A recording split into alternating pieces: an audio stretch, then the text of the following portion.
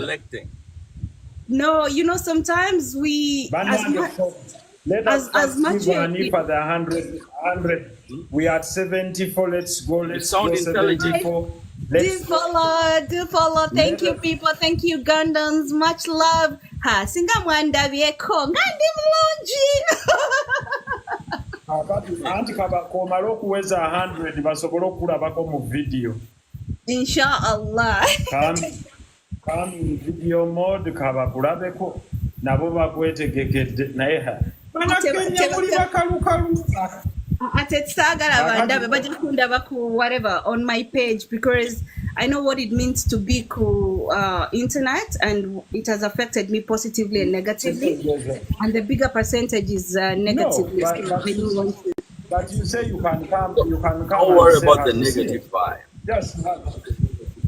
Don't mind about the negative people in life. They're always there, but the positive, they're always there. The negative people are 100, and you're there. You've hit the 100 mark, and you can see how much they love you. Thank you, Gandans. You're amazing. Nawapenda sana. Nawapenda jamani. Mmenifanyia mambo makubwa. Kuja wakuone kwa video, at least you say hello. Jamani. Sasa itafanya kwanza mfunike kichwa na nini? Nitafanya hivyo next time inshallah. Sangine kuna mtu hapa na kutafuta na akikuona atasema ndio wewe mwenyewe ulikuwa unatafuta. No, DJ, let me tell you. Ulikuwa unadhania mimi sijui Swahili? Anajua huyu Kiswahili. Hapa nafikiri alikuwa anasema huyo Muganda anajua Swahili. Siko na dharau kabisa. Hanifa amenijua kabisa. Siko na dharau. Namjua Honorable tangu wakati wa my best friend. She was called Serena, Honorable Serena. She was my best friend, and I saw Honorable how much he was there for my girl until the last minute when we took her to Butaleja. Okay. Yeah, so I know who Honorable is as a person, and he's really been there, you know, in this politics, man. Kampala is not a place to just walk on. It's not a walk in the park. Me and Honorable always see things differently, but respectfully. So I respect the way he sees things, and he respects me. That's how we became friends. We don't agree on most things, but even when we disagree, we still respect each other, and that's my pure politics. Okay. Yeah, it is. And Honorable man, I don't know what to say. You're a strong person. I've seen people say very weird and bad stuff about you, but you still come strong. You're still there, man. Jazakallah khair in everything that you do, man. Keep standing on. We salute you, man. So I'm gonna leave you people. How did that demonstration begin? The demonstration, how it began. By the way, how did it begin? I can't even remember what happened. No, it started when the finance bill was taken to Parliament. No, it started when the finance bill was out, and they were even taxing a mere thing. They were about to tax a mere thing like bread, Honorable Mkate, Omugati, you know, sanitary pads. We go everywhere in the public toilets, there are condoms. And why would you want to tax sanitary pads? Baby girls are getting pregnant out there. Baby girls don't go to school because they're in their periods. We are in 2024, but we find people still getting tissue papers. Do you know how girls get bruised because of those things? And then you come up with something that you want to tax sanitary pads. You want to tax bread. When you are coming in power, you said you're there for the border people, you're there for Mama Mboga, you're there for Mama Fua. What's changed? Or what is changing? We are no longer on the same race. So that's how people started, and it became a revolution. And trust me, you saw how our children, ourselves, we went on the streets. We were not caring whether people are going to die or not. But what did we have? Only bottles of water in our hands and our flags. That's it. Honorable, yesterday, if you're following our news, before I go off, if you're following our news, yesterday, in a place called Mukuru Kwanjenga, they have retrieved There are 6 dead bodies bodies. that were exhumed.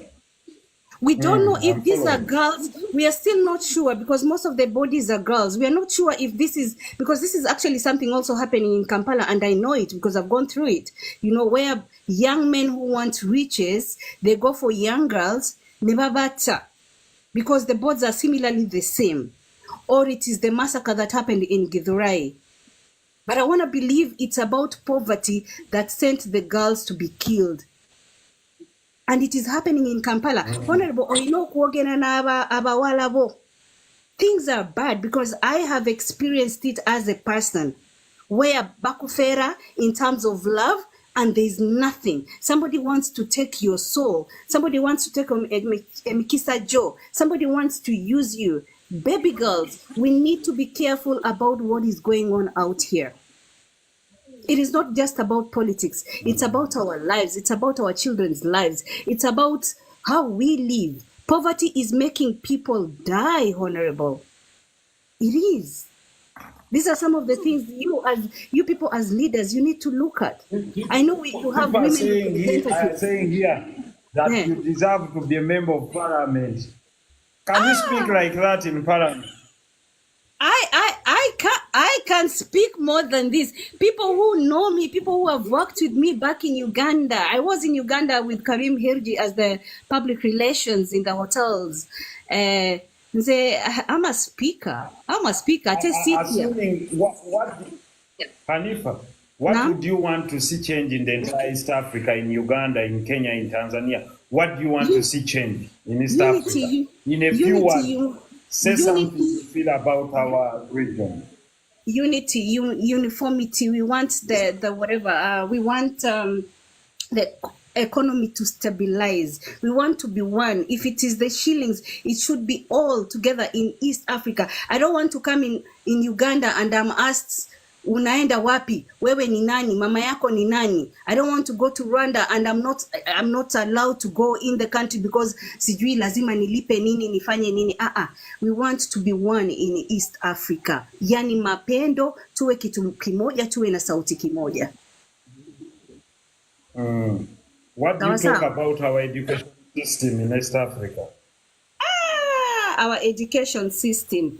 Can I say, I'm not saying because I'm Kenyan, but I still find that Kenya has the best education.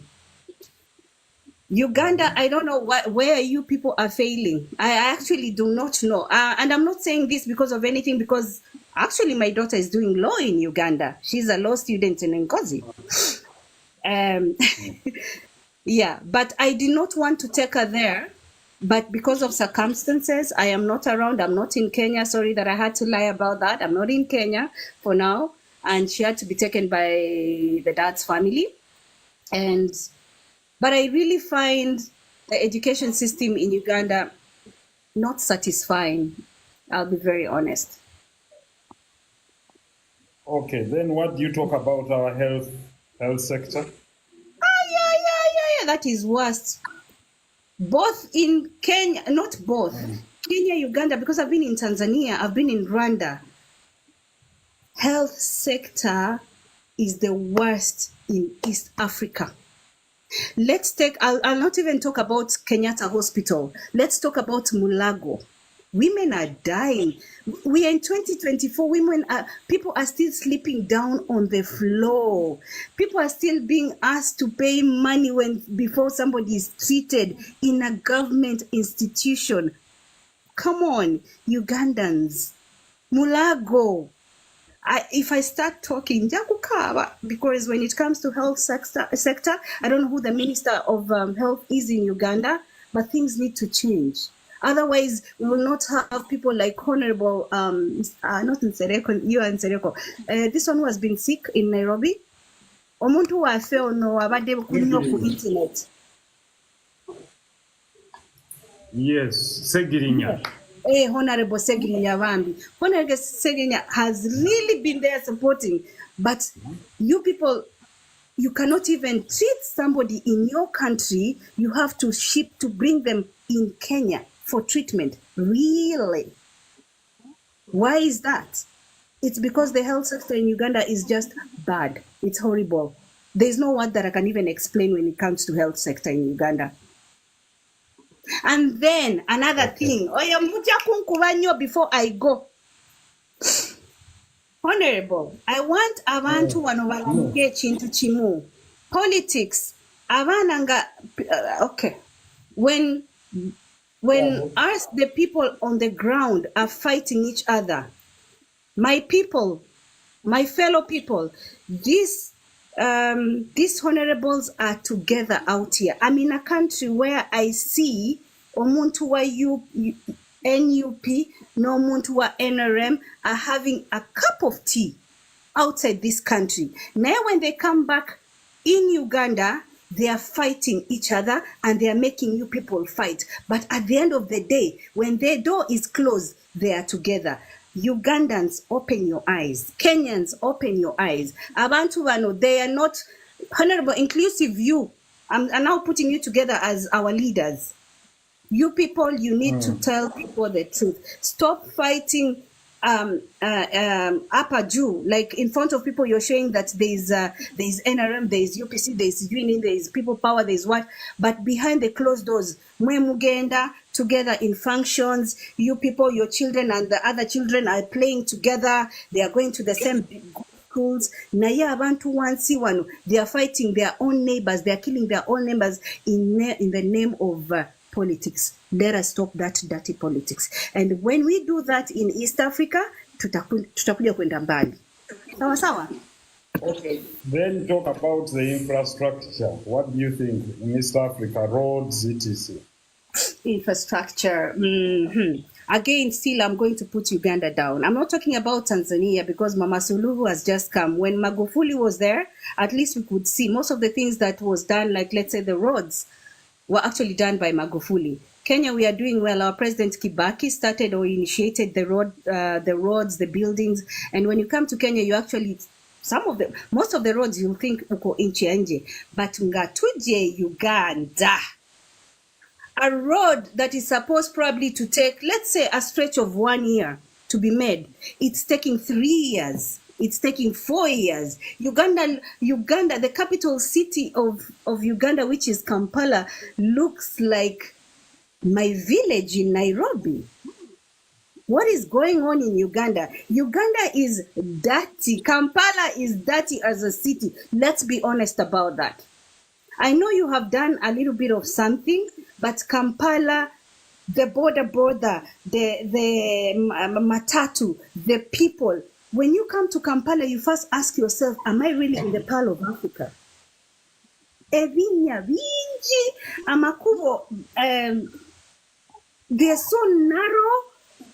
I mean, omuntu ali Uganda, ali omuntu ali Kampala teyeyagaza in Uganda, honestly speaking. I have been there and I wonder what is going on. When it comes to roads and buildings, Uganda, you need to do better. Uganda, you need to do better. I don't know what you're doing about it, but honestly, Murikuchi.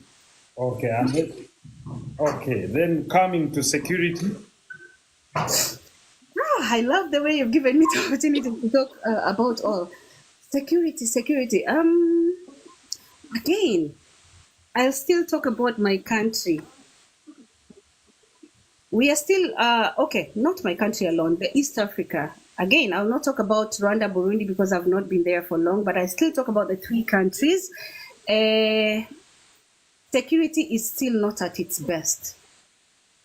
People are being abducted day in, day out. People are being killed day in, day out. When you talk about killings of people, when you talk about stealing, why are people stealing? Because of poverty. And then, are we there? The place is so quiet. Am I being listened to? No, you're okay. Everyone is listening to you. Okay. It's like there was a glitch. Honestly, the security in East Africa, it's still down. It's still lacking, both in all the 3 countries that I've mentioned. There's nothing much we can do about that. I don't know, because let's say in Uganda, you people are being led by Jasi. There's a lot of scare. You talk something, the next day you're not there, you're gunned down.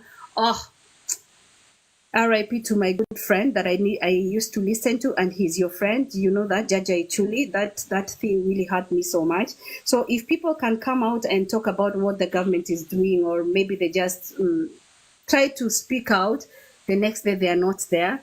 The security is still lacking. In Kenya, still we didn't have that. We had that in the years of President Moi.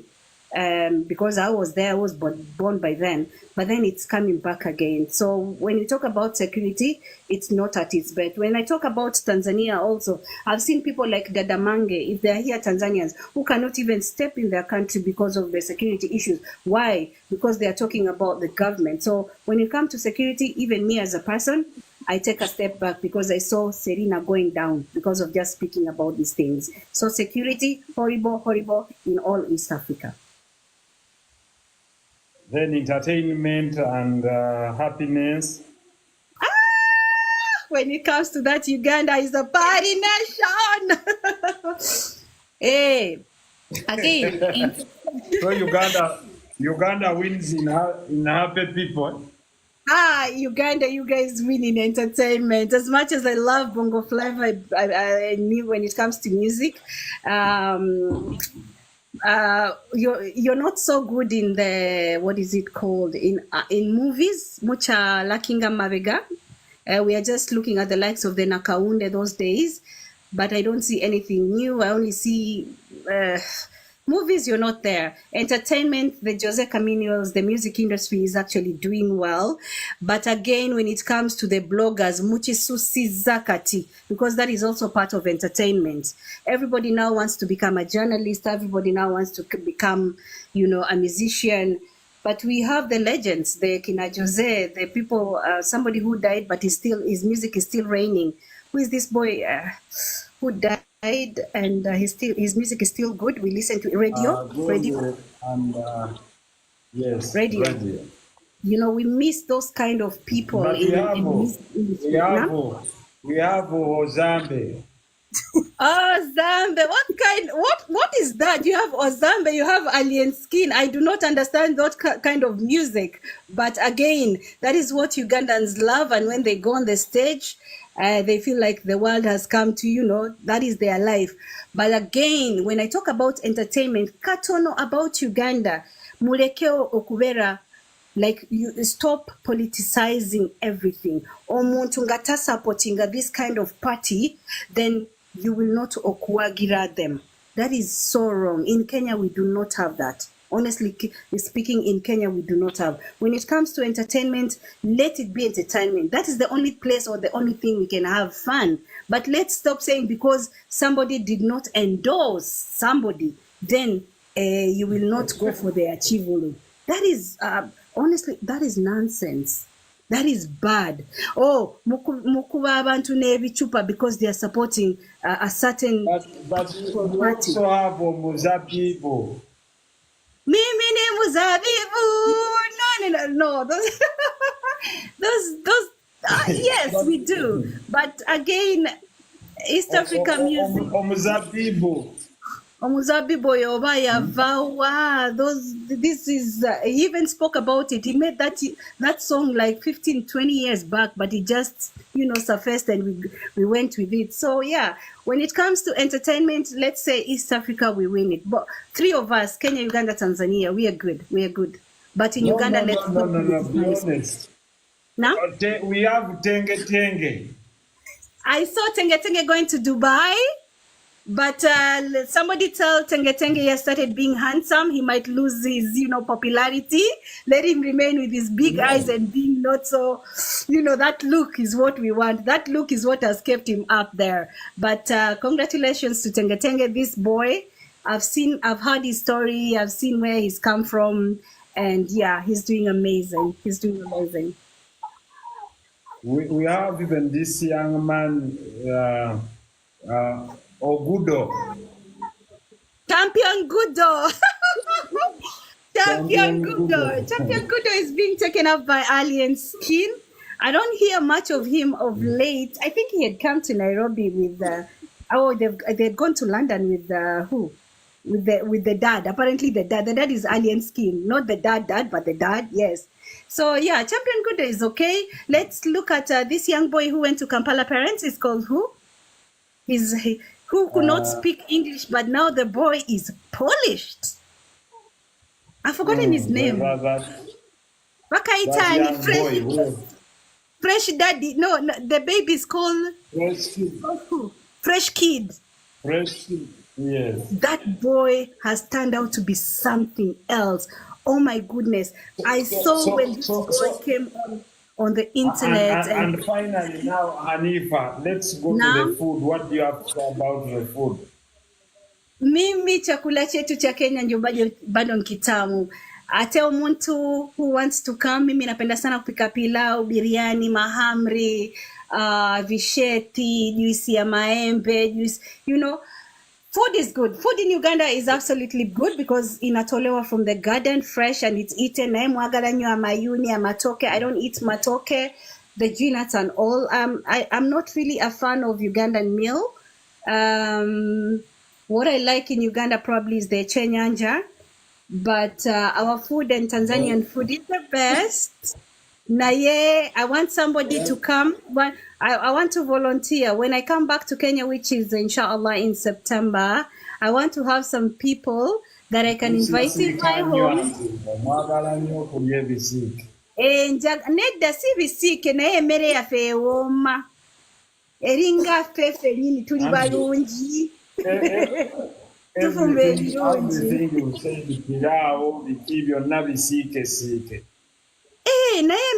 Nedda bisike naye you don't have to put oil. Eberenga, ewoma. No. Okay, pilau. How can you make pilau without oil? That's what I'm saying. You don't have to make much oil. But again, have we complained as Kenyans and Tanzanians when it comes to food? No. We've not said that. We have the best food. And as I said, I want. Ugali and maragwe. Nini wa Uganda? Ebijanjalo? No, Kenya.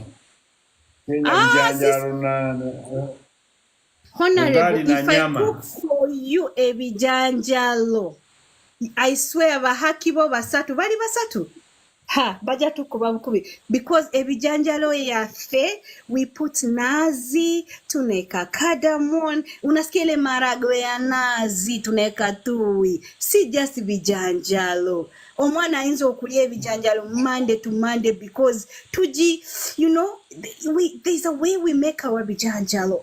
Jamani, you're making me feel. I want to cook for somebody ebijanjalo ne chapati. Inaitwa maragwe ya nazi na chapati na juisi ya ukwaju kando. Kamukunonyeze gona afumbirwa maragwe ya nazi.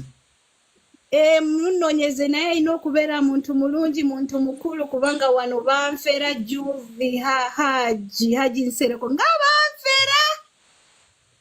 Bakubba sente bali bakujja mu kyalo just.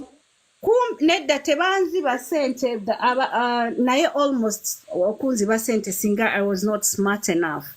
Naye people should not come on internet to lie to women. It is so bad. Over you've come on the internet looking for a man or a woman, be honest. Over you're a man, tell the lady I have a woman and I want you to be my second or third wife. Let the lady decide. But when somebody accepts you and later on within 3 months you find there is haki number 1, there is haki number 2, and there are 30 concubines, it is absolutely wrong. Ate ng'ogenze mpaka w'abakadde kukyala, that is wrong. Mutuseeyo ekitiibwa. Abe honest abenganza akugambe nti toli wekka ate tujja kwongerako. Nedda repeat that again, Honorable. What did you say? That you're not alone, but even if you're taken, there is still space to add another one. No.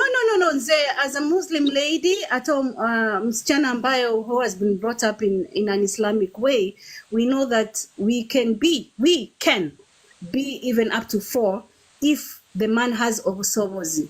But you're not going to say that ogenda kutwala number 2, nga you cannot even take care of number 1, let alone yourself. So as a person, as Hanifa here, I actually do not say no to being number 2 or number 3. Naye ng'osobola kubanga munange nange neesobola.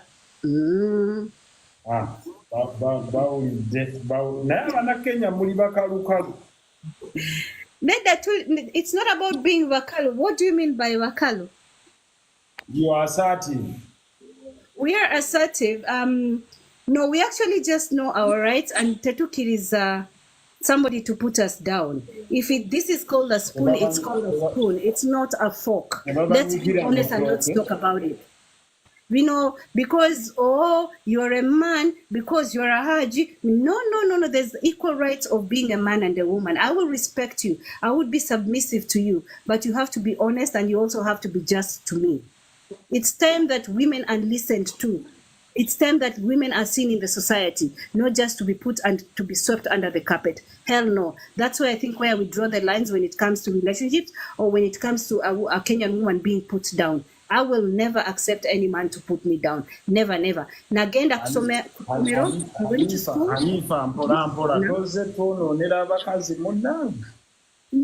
Nedda sebo. Abakazi balina okumanya rights zaabwe ng'abakazi. Ankubuuzeyo ekintu kimu. Mufukamira oba temukyafukamiira? Haji, eyo tujikolera just Allah subhanahu wa ta'ala. I will kufukamira for you if I know, but I apana. Why should I? No. Eyo vya kufukamira yo. It's hard. Mfukamirira mama wange. Oyagala kwonoona baana bange munnange? Nedda munnange. Naye somebody else has come. Hajati we Kenya bwayagala okunyonoonera aba. Nedda, nate nekirala. No, she's right. Yeah, thanks Farida. Ono omwonoonye yaakatuuka gwe Farida ngenda kuzzaayo wansi.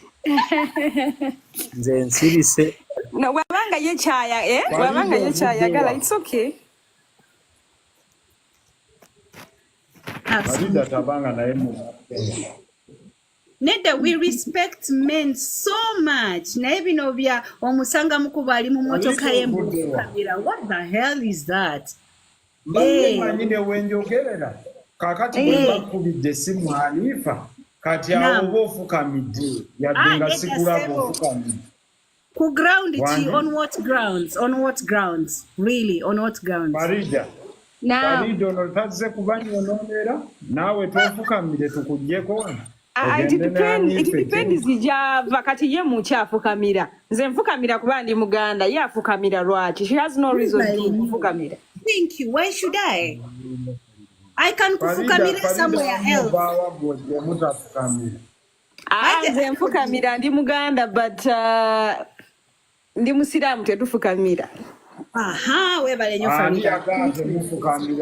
Tufukamirira Allah, you know that. Mutandise nno okutabula mu eddiini ani yakugamba wakisomawo? You know, people don't know the difference between okuba Omuganda n'okuba Omusiraamu. They don't know how to separate the two. Hanifa, njagala mugende mpola. Njagala mwawule okuvunnama n'okufukamira. Sujud n'okukakkana. I don't know what kuvunama is, Sebo. Okuvunnama is prostration, okuteeka ekyenyi wansi. That is sujud. Okufukamira kwewombeeka. Kati wewembesa kuki? No. Akati Farida mwana wange. Oyagala kwonooneka naawe oyagala kwonooneka. Me as a Muganda woman, it is okay. I can fukamira for bakuru, not just everybody. Gwenda banga nga tunaatera okwenkana. Honorable Farida mpambyeko akazindaala ate akatuuka. Ngenda kuwa kojja naye omwana Farida ono Hanifa seboleka kuwunza bawala bange ngo bagambye okufukamira si kya Busiraamu, kya Busiraamu nnyo. Nedda bino bya kufukamira, I can kufukamira somewhere else that even Allah said that when you're there, you gotta do what you gotta do, you know? Maybe no, every time. Okufukamira kwetoowaza ng'obusiraamu bwali bugambyeko omusirikale akube saluti. Nsobola okwetoowaza nga nnyimiridde. Anti kaakati omwami wo ye bw'aba takiraba ng'agamba gwe weetoowaze ng'ofukamidde. Tulina kukikkaanyaako. Si yansalirawo tulina kikkaanyaako. Awo kati ene waffe kati noonya opiyo. Which is okay. To avoid inconveniences. It is okay. People in the north, they don't kufukamira. I'm not saying no naye ko batebafukamira. Opiyo, opoka, ojala, onyayisi, okero. They don't. Mama wange Alurus, they don't even fukamira. They don't. Yeah, why is it so true. much in Uganda? And in Uganda, it is for Uganda. It is not for everybody. It is not for everybody, right? Yeah. Yeah, let me just do it because I want to do it. But let it not be, because Haji Nsereko wakani no kufukamira. No. It's good for me to say, hi, welcome, Siri. How are you doing? You know? Tugendeko, you know? Honorable Giro ngambirako ku bantu banfollowingeko nange bwe nkulinda ondeete. Kakati kale katikanzikiri. Olaba abawala bwe batandise okufollowing onnyonoonedde abawala.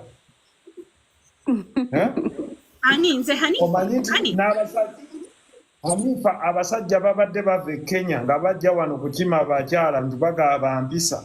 Kakati gw'otandise obbaga teri kufukamira. Nedda, do you know why they do that? Because we know our rights in Kenya. It's not about kufukamira. The men in Uganda, abantu be Uganda abakozesa eyo kufukamira in the sense that they're just trying to make women be down. Echo nedda kufukamira Allah subhanahu wa ta'ala. Farida baako kyogamba mu ddakiika emu. About what? Say anything, Farida. It's okay. Okay, I just wanted to say hello to everybody that's here and to appreciate Honorable Okutuletera this Muramwa, but my point was supposed to be his and he's gone. I wanted to ask him some one or two things. Wait for him to come. So Ugandans, I want to tell you this. Nzeno nsomesa ninga senga, but our senga in Kenya, we teach other things, not necessarily the way Ugandans teach. You know, every culture has its own teachings. Kati, Honorable Kome oyagala mubuuza. But the thing is, if you follow me, I will teach you how to be a good girl, a respectable woman.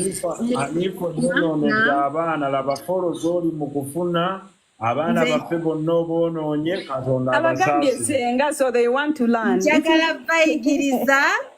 Even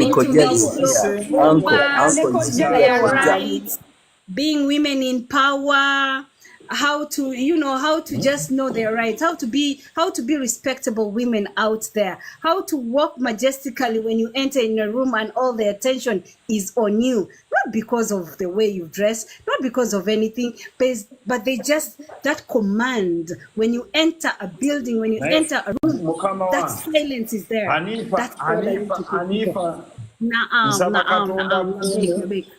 Kulw'ensonga eyo kankuwanuleyo kubanga folo zikuyitiriddeko kati the opportunity. See you soon. You're welcome. Okay, back to the class people. Now. Thank you very much, Hanifa. Hanifa webale nnyo webalire ddala kaakati bibuuzo mwanguwe katukomyewo mu class. Farida kati kibuuzo. Lwaki temunzikiriza nyina kyembadde ngenda okukola leero mbadde nyina omuntu wange yaŋŋambye nti Honorable bw'ofuna time ongabirayo ku mitwalo gyange 5 nga ngenda kufunayo abantu abatali bubi abali obubi sole ate leero nga ngenda kusooka bakyala then n'abaami abantu 5 mbasigemu abantu 10 mbasigemu capital wa mitwalo 10 yampadde actually miliyoni ngenda kikola leero naye Farida ate munange ate Mungu tajja kuwa mwana wange oyinza kubeera ng'oyina kino njagala nkibayigirize bw'oba oyina bannaye temuwanika namba bw'oba oyina Mungu beera mukkiriza Farida bw'onoobeeramu n'ekyo ekintu ekyogga nti ate oyina alhamdulillah I can say alhamdulillah but bw'oba onnyongedde namba MTN Airtel Farida bagambye jangu mu video goli Kampala waliwo n'akumanyi my place is dark like wendi walina enzikiza toyina ttaala oyagala kuswaza Uganda I don't know wali enzikiza wendi waliwo enzikiza alimba Wallah, Siriva, why are you saying never? Nenga honorable. Asiseka. Farida, osinzirawa era okola mulimu ki? Right now I'm in Mbarara and I'm not doing anything.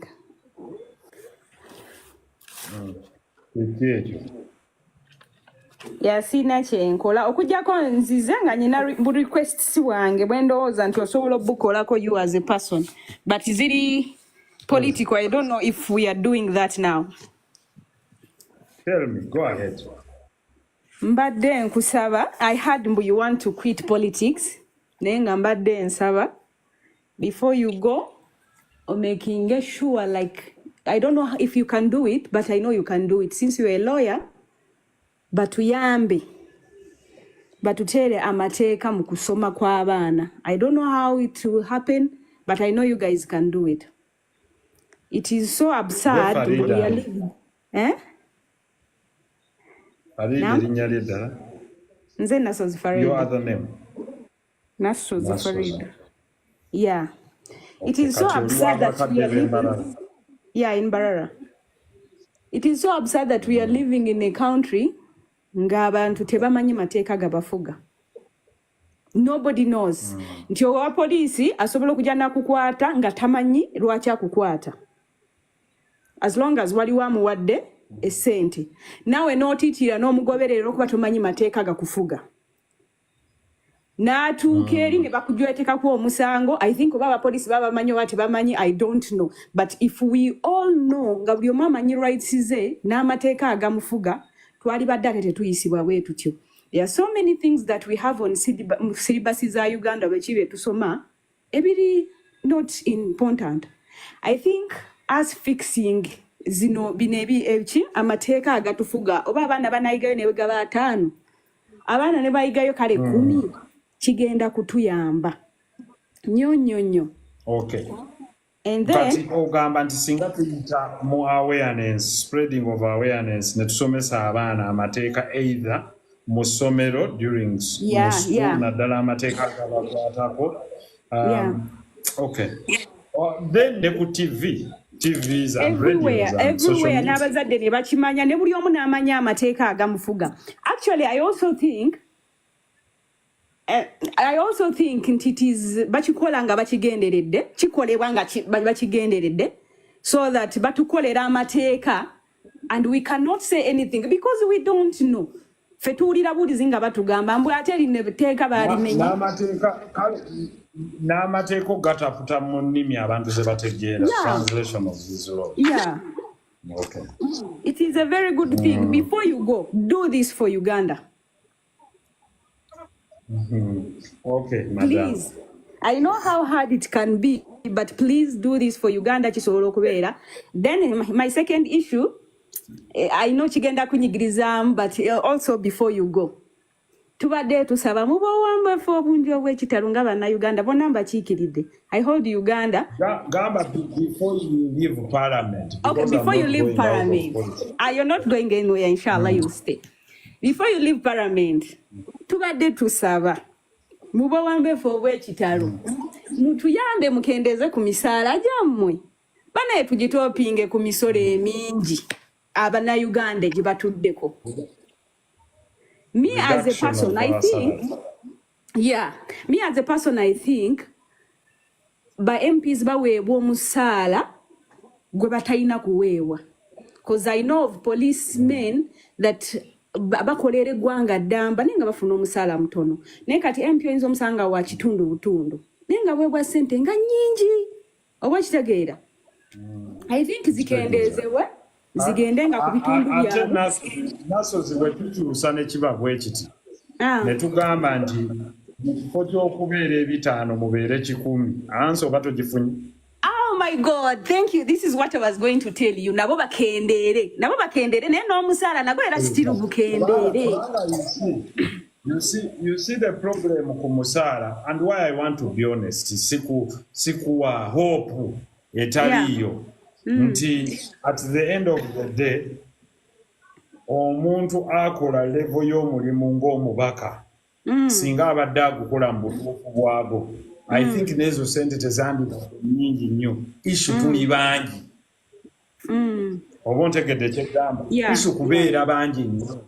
Ate ng'ekyaleeta ekyo bitundu kugenda nga babisalaasalamu bu district kakati kanguwaawe Mbarara oli. Formal Mbarara. Bwe baagendera mu CA yali ekiikirwa abantu 3. Olwaleero Mbarara bajawulamu district gye bayita ey'Erwampara. Ogimanyi? Ne bajawulamu eyekiikirirwa kati abantu 3. Ne bajawulamu ey'Isingiro. Ne bajawulamu eya Kiruhura. Ne bajawulamu ey'Ekazo. Ezo zonna bazijja mwani? Mu Mbarara. Okitegeera. Kaakati Mbarara ne bagiwa ekya City ate neesigala nga eringa district. Kati mulinayo obumanyeemu ate ne mubeerayo ne district woman. Kaakati Mbarara eyali evaamu ababaka 3. Kaakati evaamu ababaka yonna Greater Mbarara. Ababaka 16 Greater Mbarara. Bwe muddayo ku babaka 3 waliwo ataddewo ne bagijjamu ne Ibanda. Katonda wange. Kaakati nti kyekiri kyenkugamba ng'engeri kati class gyetandise kaakati kandikulage nti olw'okuba nti president yayagala nnyo afune ennamba nnene ogenda okukiraba nti Mbarara etaweza nnamba y'emu n'abantu abakiikirirwa mu Wakiso ate yenkanya ababaka babamu Mbarara formale bwe yali okwenkana ne Wakiso. Wakiso erimu abantu abagisulamu abakunukkiriza mu bantu 8,000,000. Naye ekiikirirwa abantu ababaka bano wammanga. Kati wuuyo akongereddemu n'entumba kyekiri kyeggaye nti Greater Mbarara eri mu babaka 21. 25. Abaana 3. Naye kati kankuwe gundi eri Wakiso. Wakiso yakavingibwa ku Mpigi neesigalawo nevaamu ne Wakiso. Wakiso erimu ababaka bano wammanga. Erinamu Busiro North ne Busiro South. Nebaamu Kira municipality. Nebaamu Entebbe municipality. Nebaamu Umani MP omu. Owulira? Then nebaamu Kyaddondo North, Kyaddondo East. Ndowooza ne Kyaddondo ki? North ne East, something like that. So ewamu Wakiso egenda mu babaka omugatte ndowooza 9 oba 8. Naye nga Wakiso ekiikirirwamu abantu 8,000,000 evaamu omusolo oguweebwa mu Uganda gukunukkiriza mu $2,200,000,000. Mbarara evaamu biliyoni teziwera n'3 ezigenda mu musolo gwa Uganda. Ekiikirirwa ababaka 21 Greater Mbarara eri gye twogerako eteeka okuba ekiikirirwa ababaka bagenda mu 25 bw'ogattamu Ntungamu n'ebirala. Waliwo wano agaye nti Ssebo ne Gomba bagijja mu Mpigi. Yes, naye Gomba erimu ababaka bameka. So look at the population, look at the productivity of kyekiri kyeggaye nti Greater Mpigi yavaamu district mmeka ne Greater Mbarara evuddemu district mmeka n'ababaka bameka. Kaakati bozaayo ate Greater Mpigi nga gyoyagala okubala erimu nearly miliyoni abantu bakukkiriza mu miliyoni ndowooza nga 9. so nga ate Greater Mbarara yonna ne bw'ogigatta nga bwe yali tewera bantu bawera miliyoni emu. Kyenkugezaako okugamba proportionality of representation. Yeah.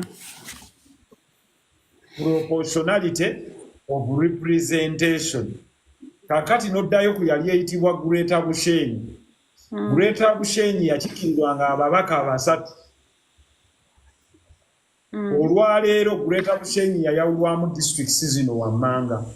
1 Mitoma, 2 Shema, 3 Bwezu. Yo yennyini n'esigalawo. Kino kiba kyakyo okwawulako like kukulaakulanya bifo nevaamu lubiriizi. Anti ulira nevaamu lubiriizi. Kakati Greater Bushenyi nayo yina ababaka bagenda mu 28. Nevaamu ziri zonna ndowooza zeni municipality zokka ze yafuna Shema, Bushenyi, Wawa n'ani zonna ziba ziweereza omuki obubaka. Therefore, if we are to talk about this and sent yes, the cost of legislation and representation efuuse too big. Tulina okukkiriza ne tugamba nti yes kati kye tuddeyo ku districts bwe zaali mu mwaka ki nti mu 1995 ezasangibwawo nti zaali 38 districts. Kati buli greater district eyo eddeyo ereeta ababaka basatu, ab'abaami 2 n'ow'abakyala 1. Ojja kwekanga mwina parliament y'abantu 105. Abo abantu ne boonoomuwa miliyoni eza 3.5 oba 4 zijja kuba zitwala budget ntono nnyo ng'ate ziri effective, meaning abantu bagende balondemu the best. Ekyokubiri tukyetaaga ne baga nti ono representative w'abalema bokka oba abantu abalina obukosefu ku mibiri gyabo, kubanga nange bwe mba nkiika nange abalema mbakiikirira. Oba kyamagezi kati ogamba nti omukulembeze akiikirira abakyala ate naffe abaami tumulonda ate nga bamuyita woman representative. Nti Shamimu Malende alondebwa nga mubaka w'abakyala ate alondebwa abaami okukiikirira abakyala kyamakulu. Era yatuula n'afumiitiriza alaba nti kino ekifo kyaki nti it is a position ekya affirmative action kuyamba abantu bali mu gurupu eyo. Kibanga ekigamba nti abatali balema tugenza okulondera abalema n'akiikirira abalema.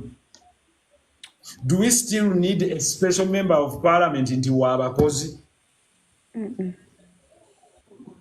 Twetaaga member of parliament nti w'abamagye? Twetaaga omubaka wa parliament nti w'abakadde?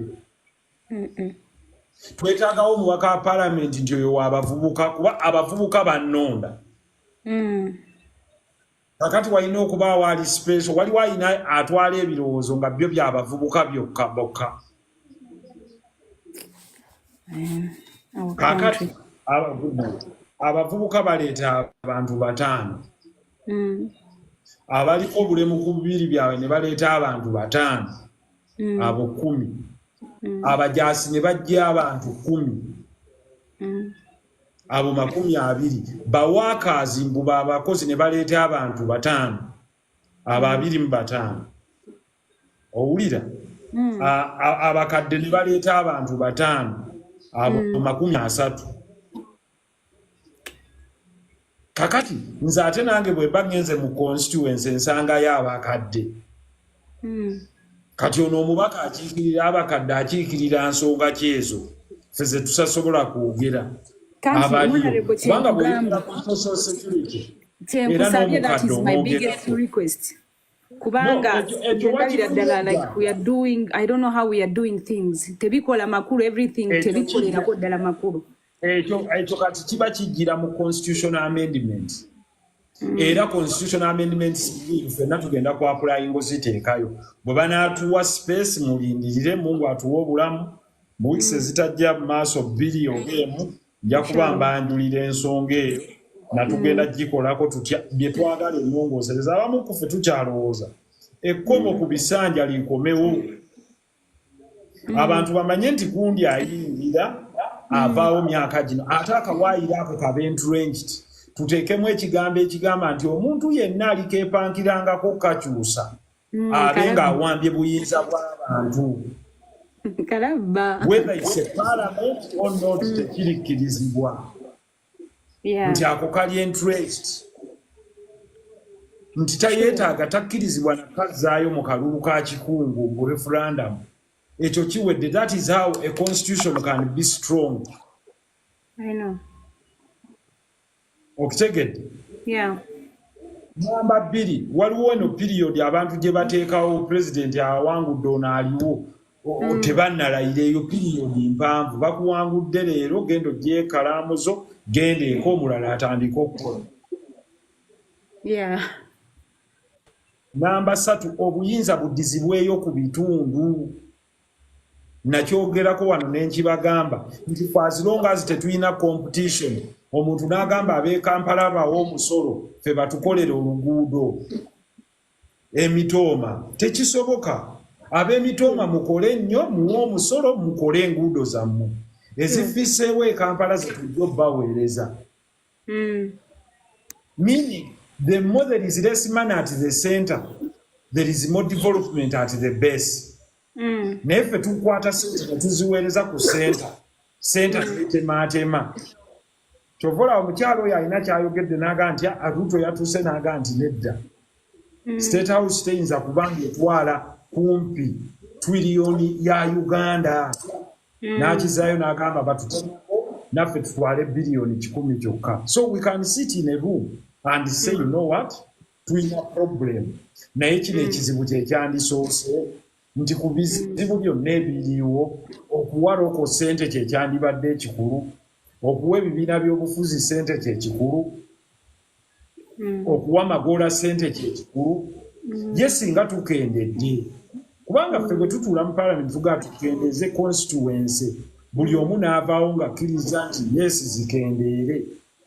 Bannayuganda baddembe n'okugumiikiriza ne baga katugumiikirize muzikendeeze naye mukomewo wano nga disitulikiti ekiikirirwa omuntu omu, kubanga bo be bawawanirirwa kino. Obanga muga nti population census yafulumye nti ye disitulikiti yammwe erimu abantu bameka nti 200. Tugambe nti buli ratio y'abantu yekiikirirwa. Naye toyinzaga nti waliwo abantu 10,000 balina ababaka ba paalamenti 6, ate wali miliyoni 5 waliwo ababaka ba paalamenti 2. Tekikola makulu. Yeah. Kakati ebyo byonna tulina okukkaanya ne tugamba nti you know what, we want to build a nation. Kyovera kyekiri kyeŋŋamba nti nzikaanya nammwe politics waawolokoso waakadulira ebbali. Kati tujje wano nga bw'obuuzizza the hard questions. Honorable tukoze tutya ku kino? Nti you're right. Priority ya ssente yandigenza awo. Nti obwavu butugwiridde maka. Ki kye tuyinza okukendeezaako ekyokwejalabya? Nti tubadde tuzaala abaana bangi, tukendeeze ku baana be tukola ki? Be tuzaala. Kakati zezo ze constituency. Okitegedde? Tukendeeze nti tubadde tulya nnyo ki? Kati tulya emirundi 2. Oba bwe tuba bitubadde tulya nga bibadde bingi, chocolate mumugyeko wa kwejalabya. Ennyama okugigatta ne mugiryali olumu n'enkoko tekikola makulu. Mulyeko enkoko, enkya mulya ennyama. Naye temuyinza kulya nnyama na nkoko mulundi gumu ate mwaguze ne pizza naye eri awo balinze. Tekikola makulu. Tekikola makulu. Kakati kyekiri kye nagamba nti okujjako nga tuggyewo politics oli owa abantu okulowooza nti mwemette ensiro. Kyovula nti politics waffe wa lugambo, wa bigunda, wa biduula. Nti abantu babaleetera obwetezi tezipa ne babayiwa kulaale ne batandika obbayimbira music. Ono ayimba kwepikya, oli ayimba gundi, oli ayimba kino, omulala ayimba kirala. Abantu ne bavaawo nga banywedde omwenge nga bazzeeyo ewaka. Now I'm happy nti mwe ba elites mwe ba Farida muzze kati mugamba no, eno direction gye twagala okuteekemu. People don't know their responsibility. Like there is the way we were raised. I don't know how we were raised. Like buli buvunanyizibwa tubuteeka ku tubuteeka kale like I was saying Museveni. We as Ugandans, we don't know munaffe tuyina obuvunaanyizibwa ku ggwanga lino. First of it all kankugereze kati fe tukola ki fe tulonda ya ba MPs oba n'abo abantu betu batuleese.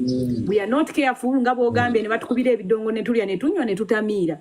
And tomorrow we are going to vote these people. And then they will be doing things betutategeera. Era bwe bajja ne batuleetera kachai ne batuleetera busukaali, we forget. Ne tubakomyawo. And then we complain. Oli mbalala, mubeera mbalala mu town. Yeah. Kakati awo wali olabyeko abantu nga balonda ddala bw'oyitamu mu bantu mu mbalala mu kibuga bagamba embeera nnungi. No. Bagamba nti embeera ki? People are complaining. Abantu ba complaining like naye bwe batuuka okulonda balonda ki? Akati ate bwe batuuka okulonda balonda ki? The same things they do, the same things. Akati Farida bw'ogenda okufuuka omusigire ogw'omugamba nti gwawulira nti embeera embi lwaki osigala ng'olonda embeera embi ate n'okomplainingira abalala.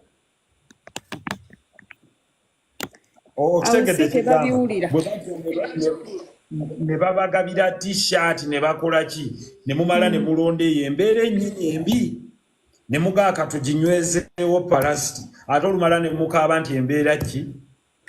Twetagayo ne ka awareness. People don't know responsibilities zaabwe ku ggwanga nga Uganda. Okuva n'olwaleero Farida Nasozi nkulonze okubeera eddoboozi lyange mu mbalala mu awareness creation okkiriza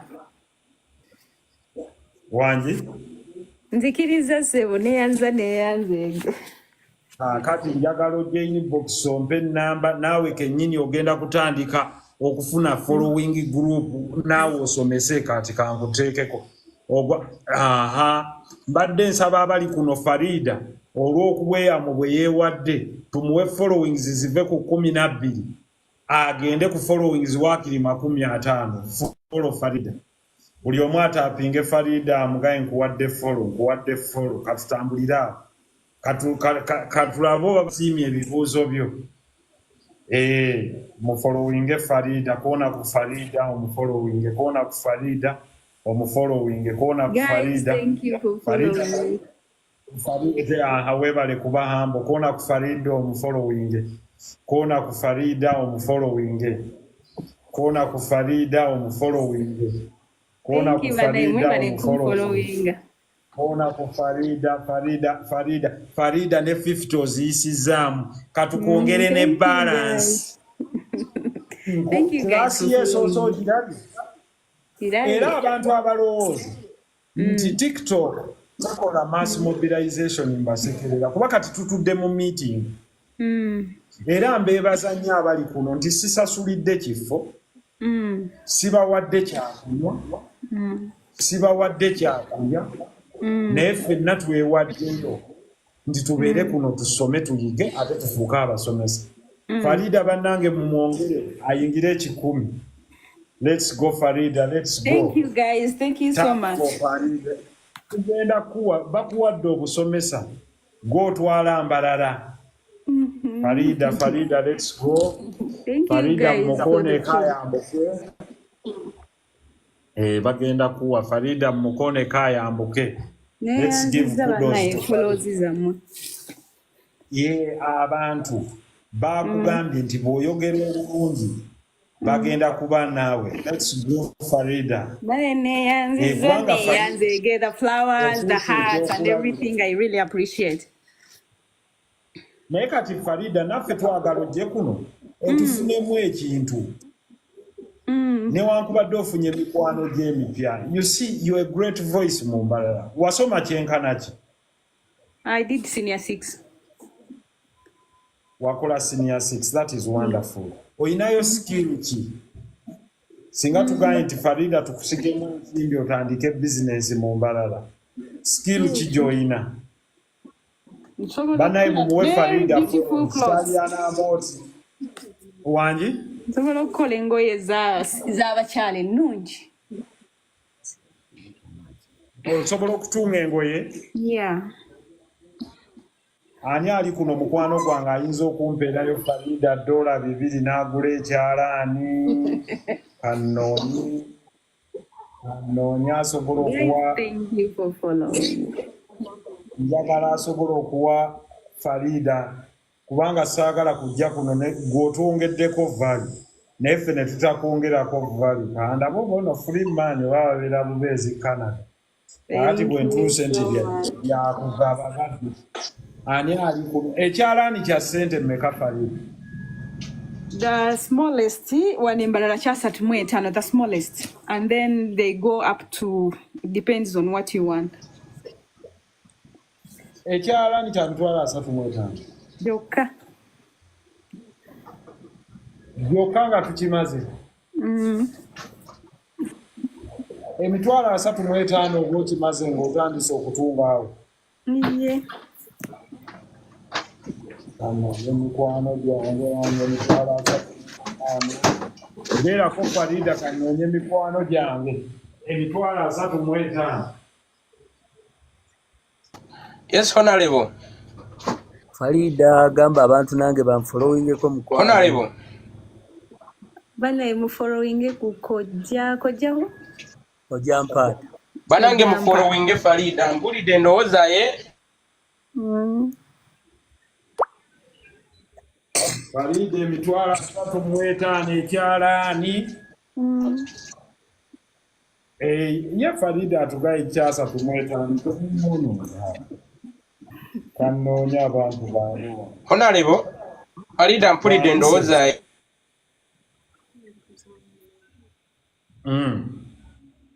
Oyinza ozimusigiramu awo mu bwangu. Mpulidde endowooza ye Honorable. Mpulidde nga endowooza ye nnungi nnyo nnyo era asaana kuweebwa. Thank you. Era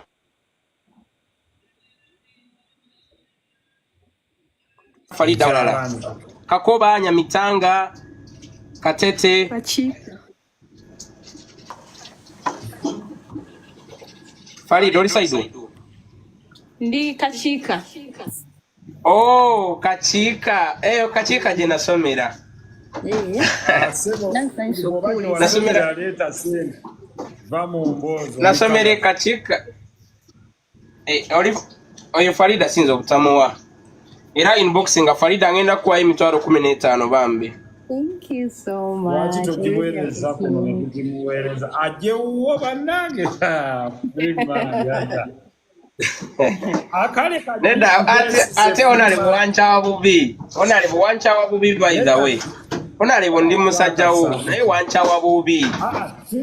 Nawe ukimanyi. Farida following a Freeman asooka ateekeko awe 10. Okay, I will. Ngenda nsindikira n'enamba yo n'amanya gereta nga nvudde ku mulimu ngenda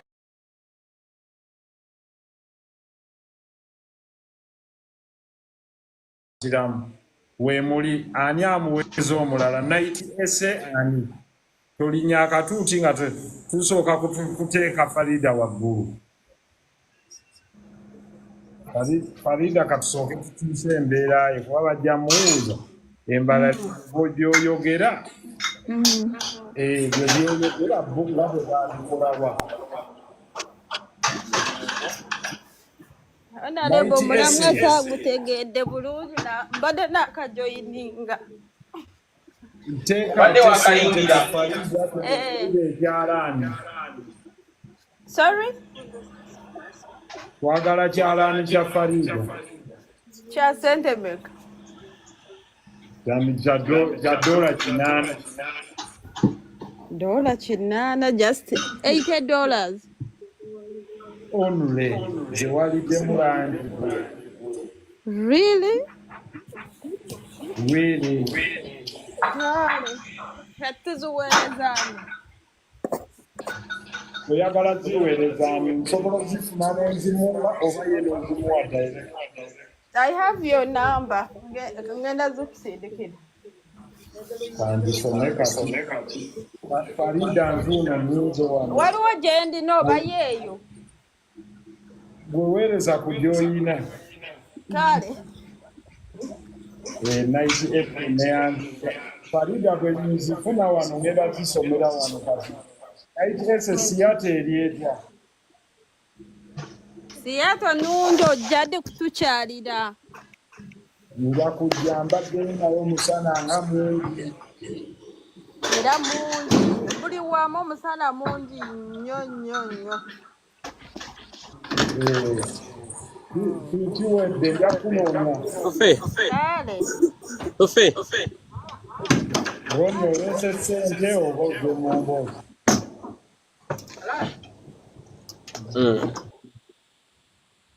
Aje nze nja kusindika 10. ogenda gisindikirani Honorable abantu bagamba mu kabokisi ebiseera ebisinga mu kabokisi eyo otuyanirayo bandi zikuteereddeko awo Roni mpetooke wano zigenda kutuuka zitya aje ngenda ziteeka ku simu yo ojja zimuweereza neyanziza neyanzeege amina kakati Farida ogamba kisooka weebaza Anange neyanzege contributions zammwe, the follows and n'okubeerako nemuwuliriza honorable ebigambo ebirungi.